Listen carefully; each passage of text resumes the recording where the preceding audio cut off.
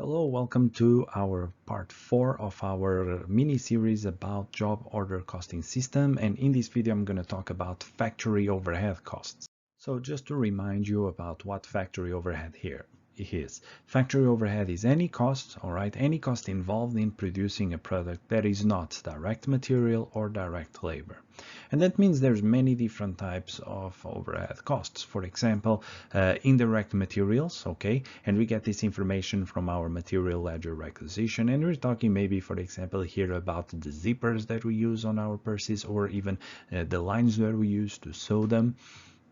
Indirect labor as well. For example, indirect labor will come from salaries of production supervisors, or wages of employees like janitors. In other words, people that work on the facility or on the factory but are not directly involved in producing the product.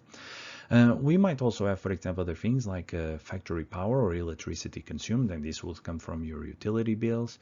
And we can also have factory depreciation, which is a cost. It's something associated with the fact that machines are losing value, and this comes from our accounting department. You just have to ask them for the information, and typically they will give you how much depreciation you have on your machines. But factory overhead is a big difference compared to the other two that we mentioned in previous video.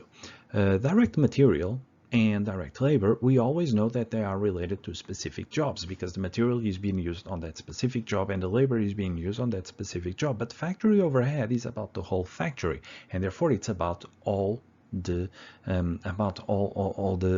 all the jobs that are going in our factory.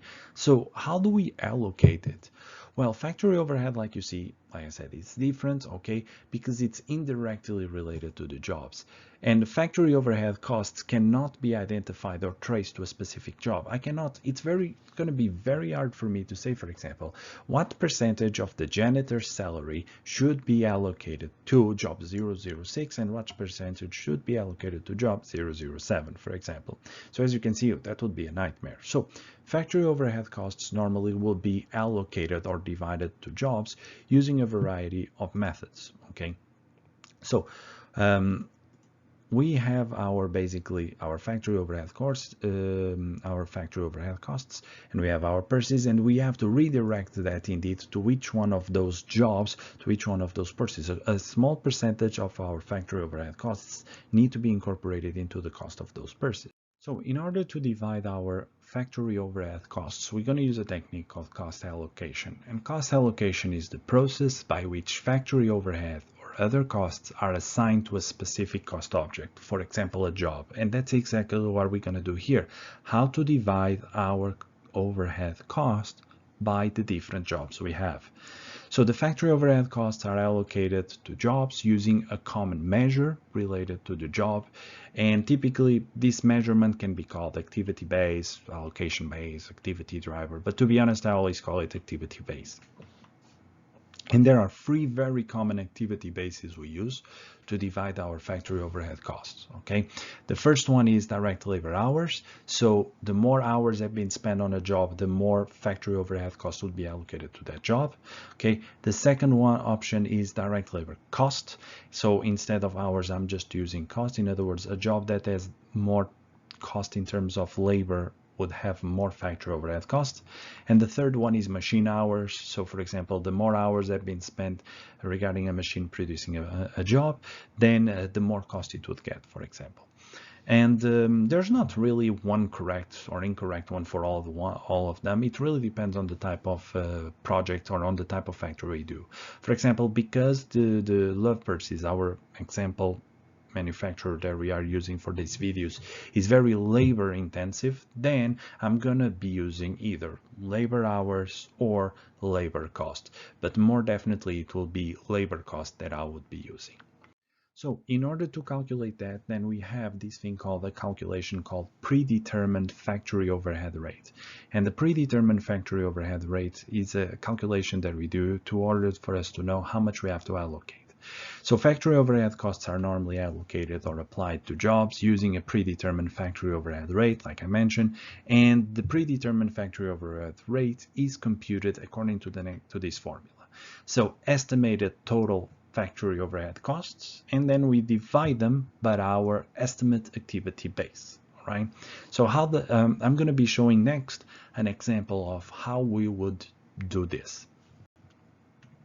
All right, so here I have a couple of factory overhead costs, and I just put it in this table to make it simple, okay? So I have salaries of my supervisors, salaries and janitors, and so on. So I start by putting for what month this is about. This is for January, and you have to understand this is predictions, so this is not past information but rather forecasts. I'm expecting to spend this much in terms of salaries, this much in terms of salaries, and so on, so on. So we need to forecast how much we would believe we would spend, and normally this can be done by looking at data from previous months and so on. So what are we going to do here is, this is the total amount of factory overhead I think I will spend by the end of the month. Okay, and the next step is to calculate the total. So I'm going to have a total of $24,500, as you can see. In order to make my calculation now, I need to decide what is the base I'm going to use. And in this case, I'm going to use the base of labor hours. So now I need to determine how many in total labor hours did I have on this factory. So in order to do that, I'm going to go back to my labor cost my time tickets. All right, I'm going to see how many hours in total as it worked for. So as you can see, I completed job 6, and I already put as well job 7 here. Just give me the 2 jobs and I know how many hours in total I can have.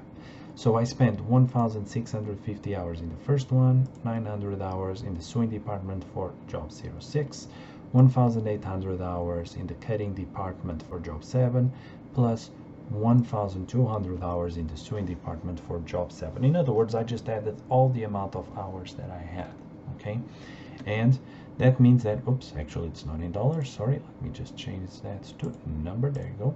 So that means that the total amount of hours worked in this factory during the month of January, I'm expecting to be 5,550 hours. And then what I do is very simple. Then I just have to do is divide my total factory overhead costs, and I divide it by my number of hours, and I get a rate of $4.41. So what does this mean? It basically means that for every hour that is worked on a job, I will have to add $4.41 of factory overhead costs, and this is how we divide it. So let me show you next actually how we do that. So let me show you now how to use this rate. The first thing, since we used labor hours, we have to determine how many hours have we used in job 6. Now I went back to my labor cost. Actually I did a quick change so that I made here also the total of the hours. Okay, let me actually change this because now this is incorrect. There you go, total. So I know now that in job 6 I spent a total of 2,550 hours, and while in job 7 I spent a total of 3,000 hours. So let's exactly do this value over here to calculate our factory overhead. So what we need to do is go back to our cost sheet, and our factory overhead for job 6 would be the total amount of hours that we worked on job 6, 2,550, and then we multiply by our rate. And now I know that for job 06, all right, I spent a total of $11,257 of factory overhead. Let's do as well for job 7. Okay, and for job 7, again, factory costs. I spent a total of 3,000 hours. Then for every hour, we're going to multiply by our rate, the 441. There you go. And now I have 13,000. And now what ideally should happen is when you add these two factory overheads, let's see what we get. 24,500. In other words, our total overhead costs here. So all we did was to divide them proportionally to the amount of hours worked in each one of the jobs. And that's it. So one last detail I want to say is about actual and applied overhead costs. What we did just now is called applied, because basically The actual and the applied overhead costs usually will be different, because the ones I just used are predictions, and at the end of the month you're not going to get in your bills exactly the value you predicted. So there normally is an adjustment that we need to do at the end of the month that would reallocate those costs, and there's some different techniques here. For example, you can reallocate those costs into administrative costs, for example, or you can reallocate the difference there to future jobs and so on. But normally I'm not going to get too much into detail on that because it's too advanced for this point, but I will talk about it later on. So to summarize, we learned about overhead costs, what are bases of distribution, our bases of allocation, and how to distribute those costs into different jobs. Thank you very much for watching this video. I hope you enjoyed it. Let me know if you have any questions, and in the meantime, I'll see you on our next video.